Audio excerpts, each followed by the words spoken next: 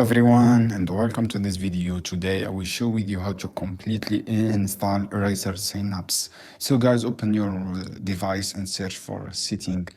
After that guys, go to apps, and from here click install apps, and from here guys, wait to loading this page and search for Razer. As you can see here guys, Razer Synapse, this one, and click this three dot and click install. And from here click this is updated and will be installed. Click install and click yes, and you will install completely and without any problem.